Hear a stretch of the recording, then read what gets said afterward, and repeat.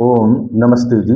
धर्म प्रेमी देवियों एवं सज्जनों, पुनः हम सब महर्षि चाणक्य के चाणक्य नीति के स्वाध्याय में उपस्थित हुए हैं। महर्षि चाणक्य कहते हैं, भोज्यम भोजन शक्तिश्च रति शक्तिर्वरंगना विभवो दान शक्तिश्च नाल्पस्य तपसः फलम।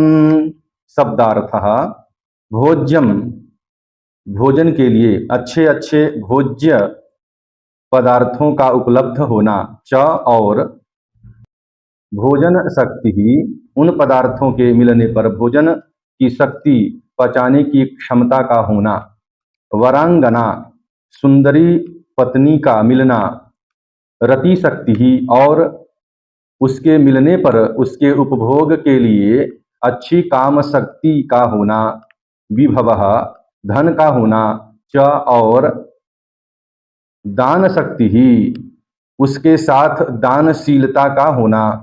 ऐसे संयोग अल्पस्य थोड़े, तपसः तप का, फलम फल न नहीं है, अर्थात महान तप के कारण ही ऐसे संयोग बन पाते हैं।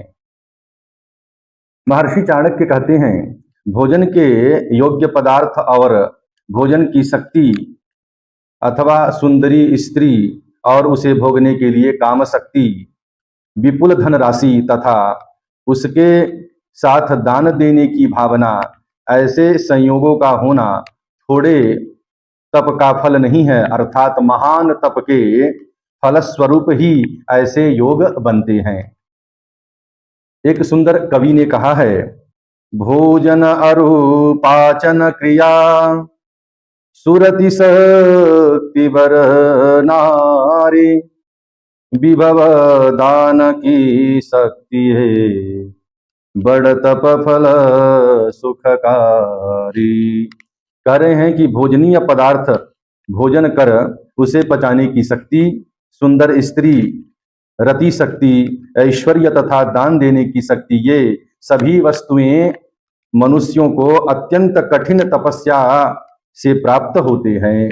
विमर्शः, यहाँ कह रहे हैं कि उपर्युक्त प्रकार के सम संयोगों का निर्माण विधाता नहीं करते हैं और वह प्रायः विषम संयोग ही बनाते हैं।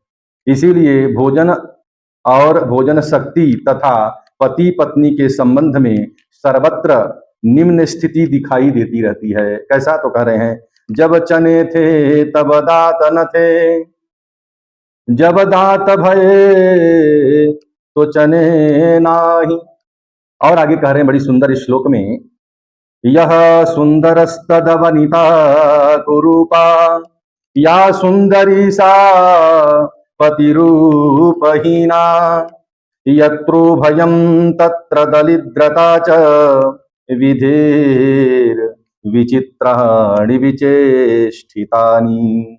कह रहे हैं, जहां सुंदर पुरुष हैं वहां उसकी स्त्री कुरूप मिलती है, और जहां पत्नी सुंदर है वहां उसका पति कुरूप मिल जाते हैं।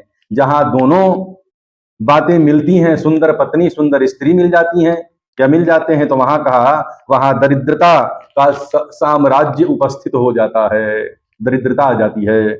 और कहा ये और कहा जहां पे पत्नी भी है सुंदर, सुंदर पति भी है, धन भी है, तो वहां संतानहीनता, यानी धन भी है तो वहां संतानहीनता का योग बन जाता है। ये क्यों? तो कह रहे हैं कि परमात्मा किसी को पूर्ण नहीं बनाता, यानी पूर्ण बना देगा तो आप फिर अनर्थ करने लगेंगे। आप परमात्मा अपूर्ण इसीलिए आपको रखता है कि आपको एहसास हो कि वो परमात्मा ही पूर्ण है, परमात्मा है, हम में कमी है, तभी इस धराधाम पर हम आए हैं। और कहा कि ये विधाता की बड़ी लीला है, ये परमात्मा की विचित्र लीला है। इसी प्रकार जिसके पास धन है वह महाकंजूस है, और जो उदार है उसके पास धन ही नहीं है।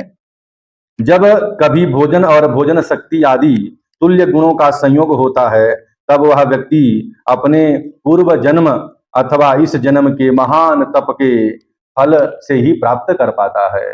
ओम।